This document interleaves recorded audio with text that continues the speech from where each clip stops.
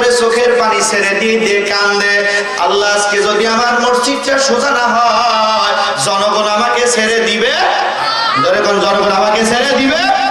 সোনার মানিকেরা, আব্বা জানেরা, ভাই জানেরা, নবী মাহফিলে আসে বিশ্বাস হয়, কথা কয় না, বিশ্বাস হয়। আবু বকরের মতো চোখ যারা জন্মাতে পেরেছেন, আল্লাহর কসম করে বলতেছি নবীকে দেখা একটা সেকেন্ডেরও ব্যাপার না। জোরে বলা যাবে কি একবার মারা।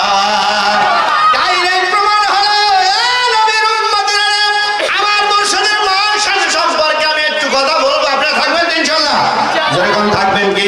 এদিকে লক্ষ্য করুন সোনার মানিকেরা, আব্বা জানেরা, ভাই জানেরা, আমার মুর্শিদের মান শান কত। অনেক মানুষ নবী দেখার জন্য পাগল হয়, হয় কি হয় না? অন্যান্য তরিকার যেখানে শেষ, আমাদের তরিকার সেখানে শুরু, কথা বলেন ঠিক কিনা? আমাদের তরিকার শুরু।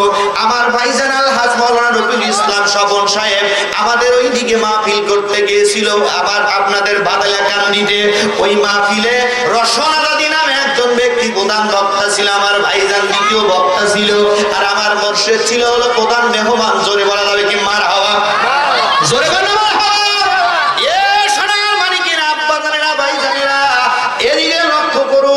এবার সুন্দর করে আমার ভাইজান যখন আলোচনা আরম্ভ করে দিয়েছে, প্রধান বক্তা সাহেব সুন্দর করে খানা খাচ্ছে। কি খাচ্ছে?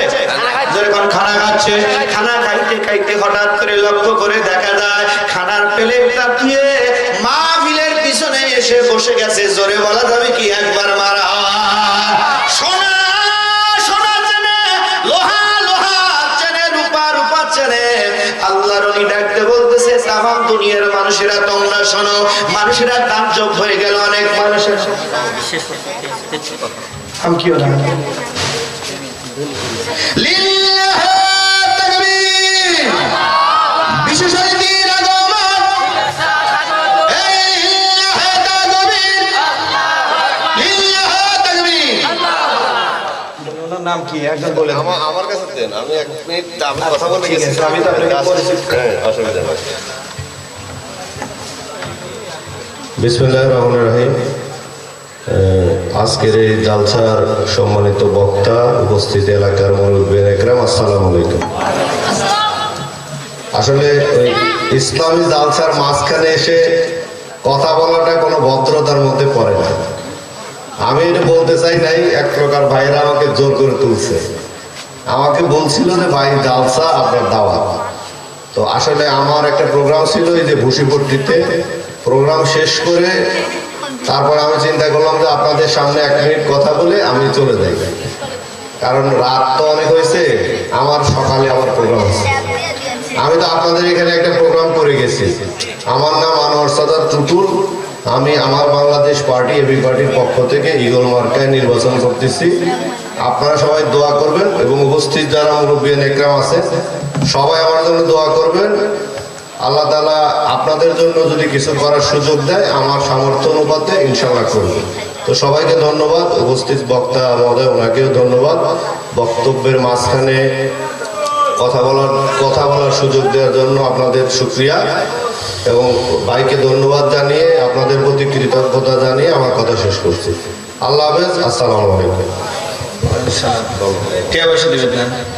না, এগুলা নির্বাচনী আচরণ বিধি পড়েন, পড়ছি ভাই, এটা পড়ে ওইটা এরপরে কিছু দিবেন না ভাই? মসজিদে দিবেন, মসজিদে দিবেন, এতে সমস্যা নাই। আচরণ বিধিতে ভাই হিসেবে দিয়ে দেন, ভাই হিসেবে দিয়ে দেন। এটা আপনারা যেটা বলতেছেন এটা হচ্ছে মানে আপনাদের পক্ষ থেকে বলাটা আর আমার পক্ষ থেকে বলাটা অন্যায়। ভাইয়েরা বসে আছে, নির্বাচনী আচরণ বিধি কালকে ঘোষণা হয়েছে, লেখা আছে এখন থেকে প্রার্থীরা যদি কেউ কোথাও 100 টাকাও দেন অথবা ওয়াদা করেন অথবা বক্তব্য দেন, তাইলে এটা নির্বাচনী আচরণ বিধি লঙ্ঘন। আচ্ছা, আপনার বিরুদ্ধে বলছি ভাই, বলছি আপনি তো ওই নির্বাচন হিসাবে কি যাচ্ছি না, ভাই হিসাবে যাচ্ছি। যেহেতু আমি প্রার্থী, আমি এই ধরনের কোনো ওয়াদা করতেছি না। আমি যা করার সেটা দরুদ পড়ি আল্লাহুম্মা সাল্লি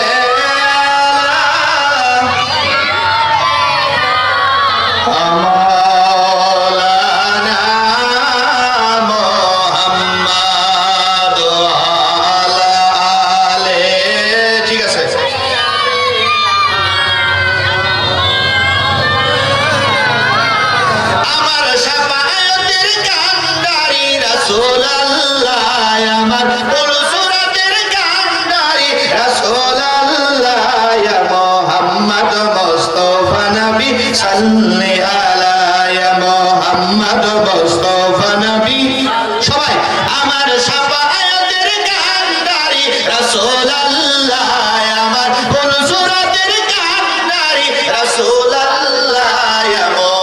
মোহাম্মদ মুস্তাফা নবী সাল্লি আলা ইয়া মোহাম্মদ মুস্তাফা নবী সাল্লি আলা। কেউ বা বলে নবী গোলাপেরই ফুল,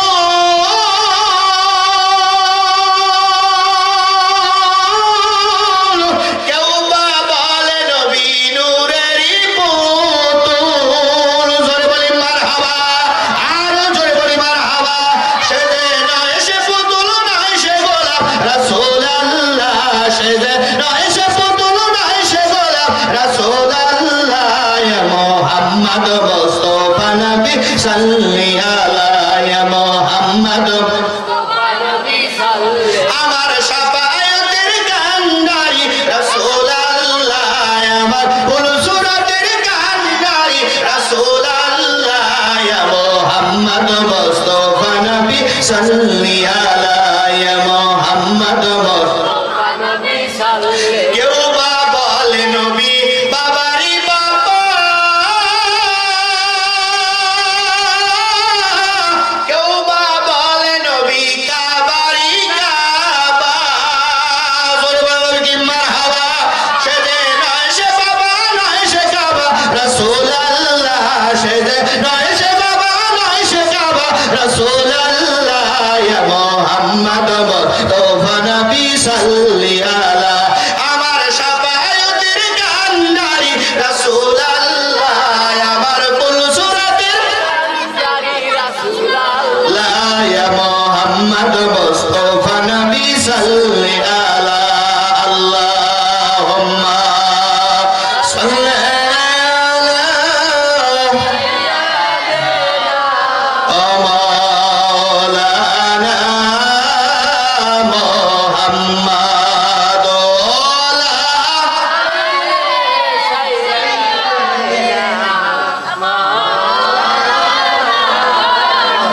বাদশা জাহাঙ্গীর, বাদশা শাহজাহান চোখের পানি ছেড়ে দিয়ে কান্দে। ও মালিক, তুমি যদি ক্ষমতা না দাও আমি ক্ষমতা পাবো না। উনি লক্ষ্য করে নিজামুদ্দিন আউলিয়া বলে, তামাম দুনিয়ার মানুষেরা রহমাতাল লিল আলামিন নবীকে যখন হারে বারেসার আগে দেখলাম, আমার মনে আনন্দ হয়ে গেল, হালের অবস্থা পরিপূর্ণতা হয়ে গেল। সমস্ত নবীরা সমস্ত মানুষেরা নবী নবী নবী নবী বলে চোখের পানি ছেড়ে দিয়ে কান্দে। জোরে বলা যাবে কি একবার মারহাবা। যে কথা বলতেছিলাম আমি পিছনের দিকে চলে যাচ্ছি। আমার মুর্শিদের কথা বলতেছিলাম। কত বড় দরজার একজন আল্লাহর ওলি আমার মুর্শিদ রহমাতাল লিল আলামিন নবী মদিনাতুল মুনাওয়ারার রওজাতুল আজহা থেকে শুধু নিয়ে আসেন না, সাহাবী কিরামদের লইয়া আমার নবী আমার মুর্শিদের দরবারে হাজির হয়। অহরহ প্রমাণ আছে, আশিকদের কথা বলেন ঠিক কিনা।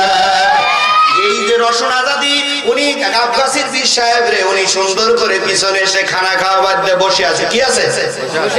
বসে আছে। অনেক মানুষ তাকে চেনে। হুজুর আজকের জালসার প্রধান বক্তা সাহেব, আমি প্রধান বক্তা হয়ে যদি পিছনে বসে থাকি আপনারা বলবেন হুজুর প্রধান বক্তাকে পিছনে বসে কথা কন ঠিক কিনা। হুজুর আজকের জালসার আপনি প্রধান মেহমান, আপনি কেন পিছনে বসে আছেন হুজুর বলেন বলেন। আল্লাহর বান্দা আলেম বান্দা ডাক দিচ্ছে, বাবারে কেমন একজন মানুষ এই মাহফিলে বসে আছে।